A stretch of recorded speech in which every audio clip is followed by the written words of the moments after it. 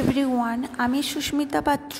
আমার চ্যানেলে আপনাদেরকে স্বাগত জানাই। আমি আজকে এসেছি দুর্গা মিউজিয়ামে। এই দুর্গা মিউজিয়ামটি কলকাতার রবীন্দ্র সরোবর লেক বা ঢাকুরিয়া লেকের মধ্যে অবস্থিত।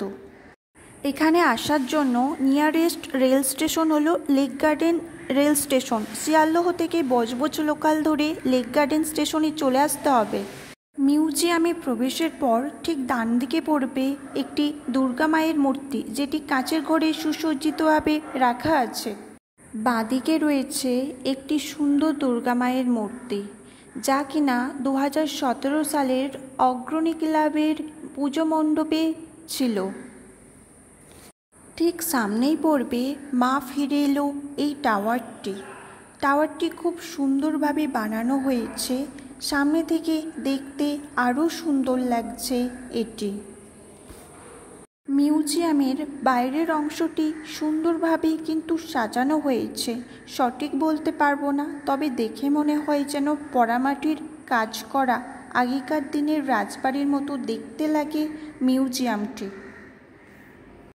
এটি হলো দুর্গা মিউজিয়ামে ঢোকার মূল দ্বার। দেখুন কত সুন্দর দেখতে লাগছে। সুন্দর লাইটের কাজ করা ছাত্রা, আর দেয়ালেও খুব সুন্দর কাজ করা রয়েছে। আমার তো এখানে এসে দারুণ লাগছে। সবচেয়ে বড় ব্যাপার হলো আশেপাশের চারিপাশে দুর্গা মায়ের অনেক সুন্দর মূর্তি রয়েছে। দুর্গাপুজো আসে যায়, এই যাওয়া আসার মাঝে রয়েছে এক বিরাট ব্যবধান। মা আসার আগে যেমন একটা একটা করে দিন গুনতে থাকি আমরা, তেমনি মা চলে যাওয়ার পর উদাস মনে হারিয়ে যায় প্রচুর ভালো মুহূর্ত, স্মৃতি। এই মূর্তিটি দিয়েছিল বরিশা ক্লাব থেকে। এখানে বহু পুরনো প্রায় 2017 সালের দুর্গা প্রতিমারও নিদর্শন পাওয়া যায়।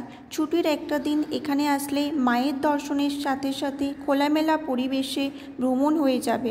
দুর্গা মিউজিয়ামে ঢোকার জন্যে কিন্তু কোনো এন্ট্রি ফি নেই। সম্পূর্ণ বিনামূল্যে এই মিউজিয়ামে প্রবেশ করতে পারবেন। আপনারা আসুন, আপনাদের ভালো লাগবে। ভিডিওটি ভালো লাগলে আপনারা লাইক করে দেবেন। আরও নতুন নতুন ভিডিও পেতে অবশ্যই চ্যানেলটি সাবস্ক্রাইব করে দেবেন।